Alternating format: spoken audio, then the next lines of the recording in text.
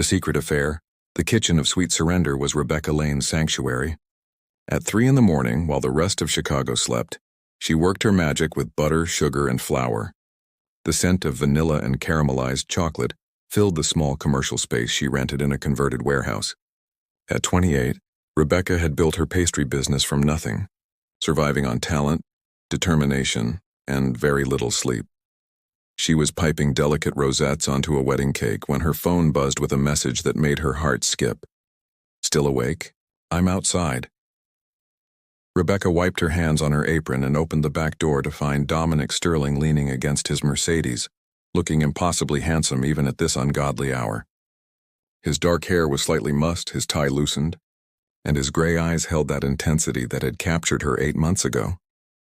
"You're supposed to be in New York," she said, but she was already moving toward him. Took the last flight back. He pulled her close, kissing her with the kind of hunger that still made her knees weak. "Couldn't stand another night away from you." They'd met at a hotel industry conference where Rebecca had been hired to provide desserts for a private dinner. Dominic owned the Sterling Hotel Group, a collection of luxury properties across the country.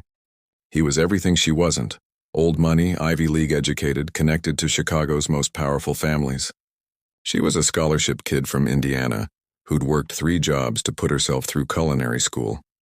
But when they talked, none of that seemed to matter. He'd asked questions about her work like he genuinely cared. He'd tasted her chocolate soufflé and closed his eyes like he was experiencing something divine.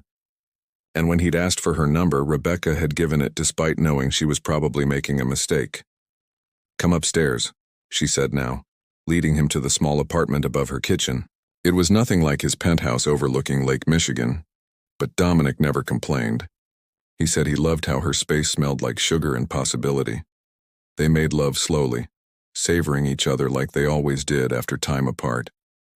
Afterward, Rebecca lay with her head on his chest, listening to his heartbeat, feeling more content than she'd ever thought possible.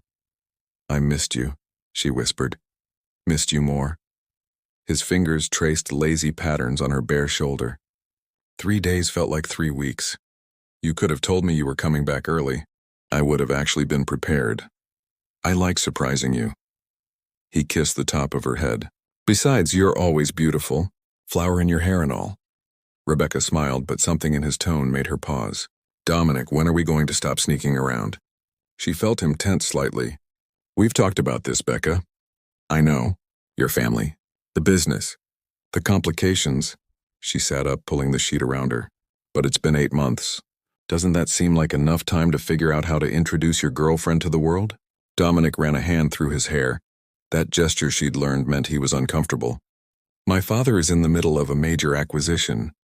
The Sterling Chicago property, it's the flagship, the biggest deal of his career. He needs me focused, not distracted by personal drama." "Personal drama," Rebecca repeated, the word stinging. "Is that what I am?" "You know what I mean. My family, they have expectations about everything. Who I date, who I'm seen with, how it reflects on the company brand." He reached for her hand. "I'm not ashamed of you, Becca. I just need the timing to be right." "And when will that be?" "Soon, I promise. Just let me get through this acquisition and then we'll figure it out." He pulled her back down beside him. "You're worth the wait. What we have, it's special, real. I don't want my family's scrutiny ruining it before we're ready," Rebecca wanted to argue. But when he looked at her like that, like she was the only thing that mattered, her objections dissolved. Maybe he was right. Maybe keeping what they had private meant keeping it sacred, protected from the harsh judgment of his world. "Okay," she whispered. "But Dominic, I need you to understand something. I'm not going to hide forever. You won't have to. I swear." He kissed her again, and Rebecca chose to believe him, because the alternative, that she was being played for a fool, was too painful to consider. Over the next few weeks, their routine continued.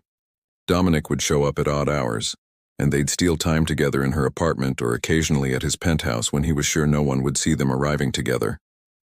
They never went to restaurants where they might be photographed, never attended events as a couple, never existed anywhere their relationship might become public knowledge.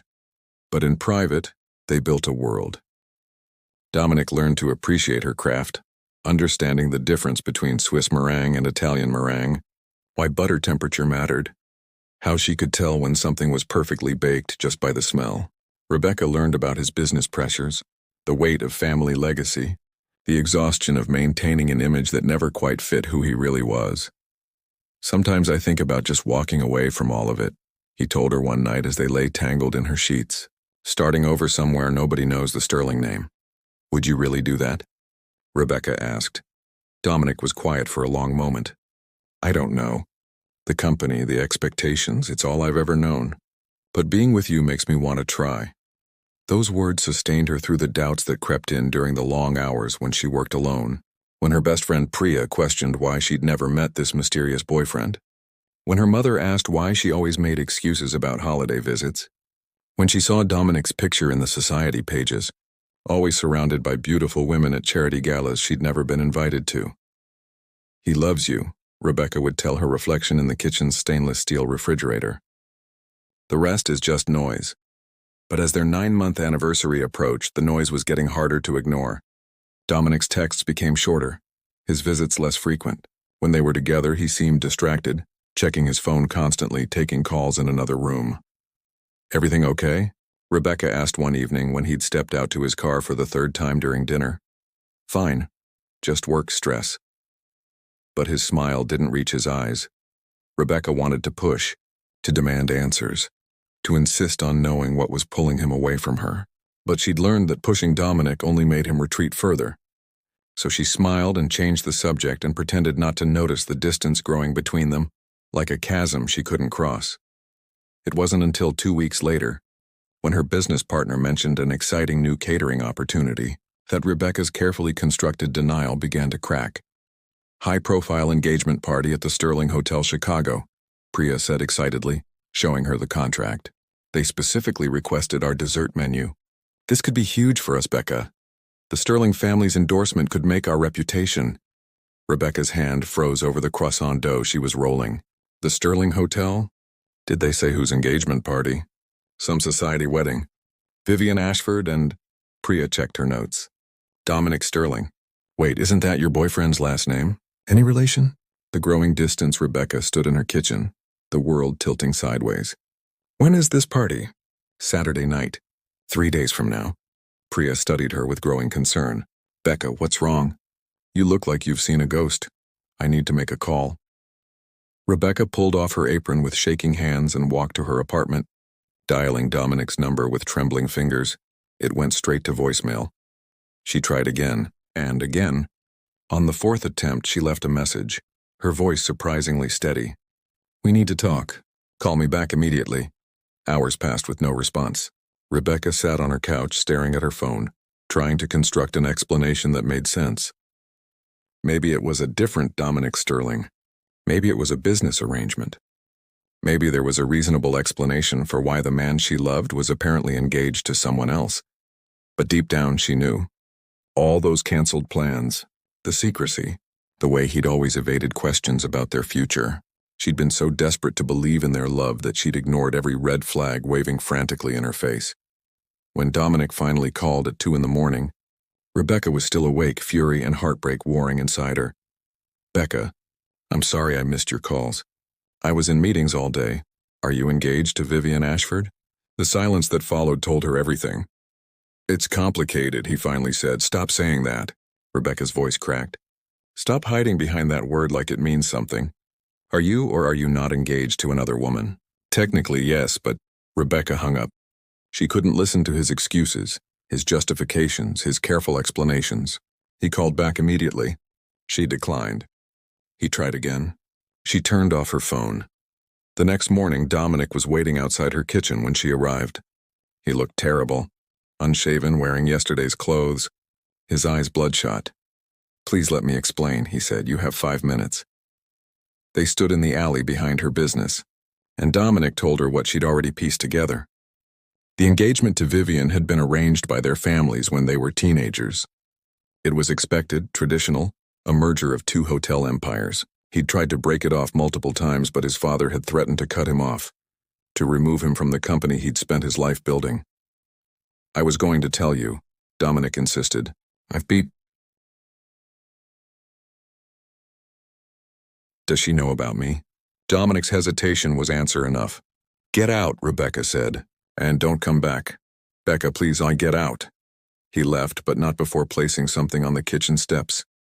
After he'd driven away, Rebecca picked it up, a velvet box containing a diamond bracelet that probably cost more than her annual rent. She threw it in the dumpster. Priya found her an hour later, crying over a batch of burned macarons. "Tell me what you need," Priya said simply, wrapping an arm around her shoulders. "I need to decide if we're catering that engagement party." "Absolutely not. We'll turn it down." But Rebecca shook her head, a cold determination settling over her. "No, we're taking the job. Becca, I want to see it. I want to see him celebrate his engagement to her while I'm standing there serving his guests. I want to look him in the eye and show him that he didn't break me. It was a terrible idea. Priya knew it. Rebecca knew it. But sometimes pain makes people do things that defy logic, and Rebecca needed to see the truth with her own eyes before she could truly let go. The devastating discovery, the Sterling Hotel Chicago, was breathtaking. All marble floors and crystal chandeliers. Rebecca arrived early on Saturday evening to oversee the dessert setup, her pastry team in tow. The ballroom had been transformed into a wonderland of white roses and gold accents. Elegant and expensive and everything Rebecca would never have. She wore her professional chef's coat like armor, her dark hair pulled back severely, her expression carefully neutral. If she was going to do this, she would do it with dignity. "The dessert table goes there," the event coordinator directed, pointing to a prominent spot near the dance floor. "The engagement cake will be the centerpiece, of course." Rebecca's team wheeled out the creation they'd spent 2 days perfecting, a 5-tier masterpiece covered in hand-piped sugar flowers. It was beautiful. It was perfect. It made her want to smash it against the wall. Guests began arriving at 7. Chicago's elite, dressed in designer gowns and tailored tuxedos, air-kissing and networking. Rebecca stayed in the background, observing from the kitchen staging area, making sure every petit four was placed precisely. Every chocolate truffle gleamed under the lights. She saw Dominic before he saw her. He stood near the entrance in a black tuxedo, greeting guests with practiced charm. And beside him, holding his arm like she belonged there, was Vivian Ashford. She was stunning, blonde, willowy, wearing a silver dress that probably cost more than Rebecca's car. She laughed at something Dominic said, and the sound carried across the room like wind chimes. Rebecca felt something in her chest crack and reform, harder than before. "You okay?" Priya whispered beside her. "Fine." Rebecca's voice was ice. "Let's make sure the champagne tower is ready for the toast." She managed to avoid Dominic for the first hour, but as the party reached its peak, she had to bring out the engagement cake. There was no way around it. She'd need to be front and center when they cut it. Rebecca wheeled the cake out personally, her head held high. The crowd parted, murmuring appreciation for the stunning dessert. And that's when Dominic's eyes found hers across the room. She watched the color drain from his face. Watched him realize who was catering his engagement party. Watched him understand that she was about to watch him cut a cake with another woman. The event coordinator clinked a glass. "Ladies and gentlemen, if I could have your attention for the cake-cutting ceremony." Vivian glided over, taking Dominic's arm. Rebecca positioned herself beside the cake, knife ready to hand to them, her expression professionally blank. "Dominic," Vivian said warmly, "shall we?" But Dominic was staring at Rebecca like she was the only person in the room. "What are you doing here?" he whispered. "My job," Rebecca said clearly. "Congratulations on your engagement, Mr. Sterling." The formal use of his name made him flinch. Around them, guests began to notice the tension. Vivian looked between them, confusion crossing her perfect features. "Dominic?" she prompted. He didn't move. Couldn't seem to tear his eyes away from Rebecca. And in that moment, standing in front of 200 people, Rebecca made a decision. "I'm Rebecca Lane," she announced, her voice carrying across the now silent ballroom. "The pastry chef, and apparently Mr. Sterling's girlfriend for the past 8 months. Though girlfriend seems like the wrong word for someone who was deliberately kept secret while he planned his wedding to someone else." Gasps rippled through the crowd. Vivian's hand flew to her mouth. Dominic looked like he might be sick. "You told me you loved me," Rebecca continued, her voice steady despite the tears threatening to fall. "You told me your family was complicated. You told me to wait, to be patient, that we'd figure it out. What you didn't tell me was that figuring it out meant catering your engagement party. Rebecca, please. Dominic reached for her. She stepped back. Enjoy your cake. I made it with all the love you said we had. Turns out that wasn't worth very much. Rebecca walked out of the ballroom with her head held high, leaving chaos in her wake. Behind her, she heard Vivian's voice rising in fury, heard the whispered scandal spreading like wildfire through Chicago's social elite, heard Dominic calling her name. She didn't look back. The aftermath, the next 2 weeks, were a special kind of hell. The story spread through Chicago society like wildfire. The secret girlfriend who'd exposed Dominic Sterling's double life at his own engagement party. TMZ picked it up. Local news ran segments. Rebecca's phone wouldn't stop ringing with interview requests, messages from strangers, and a few choice threats from Sterling family lawyers. Sweet Surrender lost 3 major contracts overnight. Apparently, humiliating Chicago's most powerful family was bad for business. But they also gained dozens of new clients, people who admired Rebecca's courage or simply loved the drama. You're either going to be ruined or famous, Priya said, scrolling through their social media comments.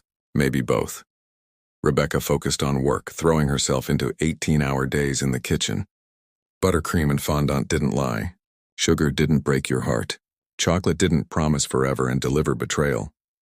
Dominic tried everything to reach her. He showed up at her business daily until she got a restraining order. He sent flowers that she donated to hospitals. He sent letters that she burned without reading. He sent Priya to plead his case, but Priya told him exactly where he could shove his apologies. The only message Rebecca read was from Vivian Ashford, delivered via her assistant.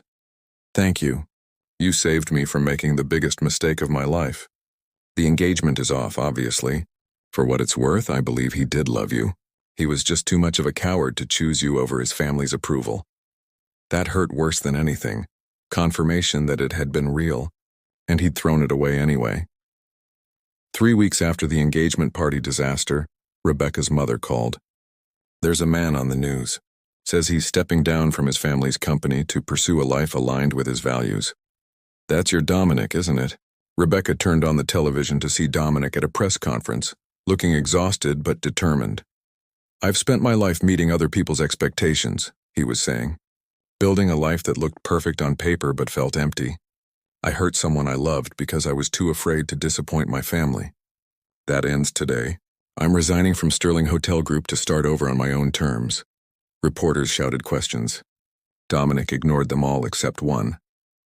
Is this about Rebecca Lane? This is about becoming someone worthy of a woman like Rebecca Lane, he replied. Whether she ever forgives me is up to her. But I needed to prove to myself and to her that I'm capable of choosing what matters over what's expected. Rebecca turned off the TV, her hands shaking. She didn't know whether to laugh or cry. It was everything she'd wanted him to do 8 months ago. But was it too late? Her phone rang. Dominic, she almost declined, but something made her answer. I'm not asking for forgiveness, he said immediately. I know I don't deserve it. I humiliated you. I lied to you. I was a coward when you needed me to be brave. Then why are you calling? To tell you that you were right about everything? My family disowned me today. My father said I've destroyed the Sterling name. My mother won't take my calls. And you know what? I feel free for the first time in my life. Good for you, Rebecca said flatly. That doesn't change what you did. I know. But Becca, I need you to understand, walking away from my family, the company, all of it, that wasn't to win you back. That was to become someone I can live with, someone who doesn't hide the people he loves in the shadows. Rebecca's throat tightened. It's too late, Dominic. The choice she deserves. 6 months later, Sweet Surrender was thriving. The engagement party scandal had made Rebecca infamous, and surprisingly, that translated into success.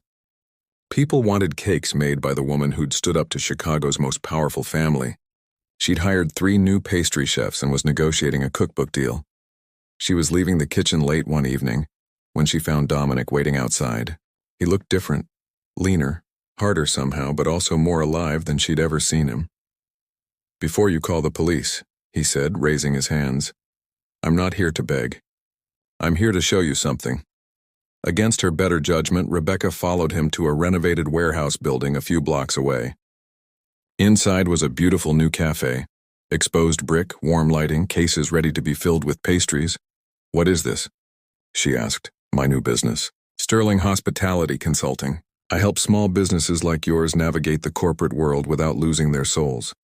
He turned to face her. "And this cafe is my first client. I'm backing them financially, but they need a pastry partner. I thought of you. You're bribing me with business opportunities? I'm showing you that I learned something. That the best things in life aren't the ones that look perfect on paper. They're the ones built with passion and honesty."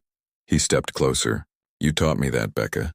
Even if you never speak to me again, I needed you to know that you changed my life." Rebecca studied him, seeing the changes clearly now. This wasn't the man who'd hidden her away. This was someone who'd been broken down and rebuilt. Harder but more honest. "I don't forgive you," she said finally. "I know. And I don't trust you. I understand. But," she continued, and saw hope flicker in his eyes, "I'm willing to consider a business partnership with your client. Strictly professional." "Strictly professional," Dominic agreed, though his smile suggested otherwise. Over the next months, they worked together on the cafe project. Slowly, carefully, they rebuilt something that looked nothing like what they'd had before. It was more honest, more equal, built on transparency instead of secrets. 1 year after the engagement party disaster, Rebecca agreed to have coffee with Dominic. Just coffee, she insisted, nothing more. They sat in the cafe they'd helped build, surrounded by the smell of fresh pastries and possibility. "I need to tell you something," Rebecca said. "That night at the engagement party, walking away from you, that was the hardest and best thing I've ever done. Because I learned that I'm worth more than being someone's secret. I'm worth choosing first, not eventually." "You are," Dominic agreed. "I was an idiot for not seeing it." "The thing is," Rebecca continued, "I've been thinking about us. About whether someone who hurt me that badly deserves a second chance. And," Dominic's voice was carefully neutral, "I don't know yet. But I'm willing to find out, slowly, honestly, with no more secrets and no more hiding. I can do that." He reached across the table, stopping just short of touching her hand. "Becca, I love you. I've never stopped. But if you only want friendship, if you need me to prove myself for years before you can trust me again, I'll do it. You're worth the wait." Rebecca looked at his hand, so close to hers but respecting the distance she'd created. She thought about the boy who'd hidden her away and the man who'd destroyed his entire life to become someone worthy of her truth. "Start by holding my hand," she said finally. "Let's see where it goes from there." His fingers laced with hers, and this time there was no hiding. They sat in full view of the cafe windows, visible to anyone walking by. No secrets, no shadows. Just two people who'd learned the hard way that love built on truth might be harder to build, but it's the only kind worth having. Rebecca never forgot the pain of that engagement party, but she also never forgot that she'd chosen herself when it mattered most. And that choice, that moment of self-respect, had been worth more than any grand gesture Dominic could have made.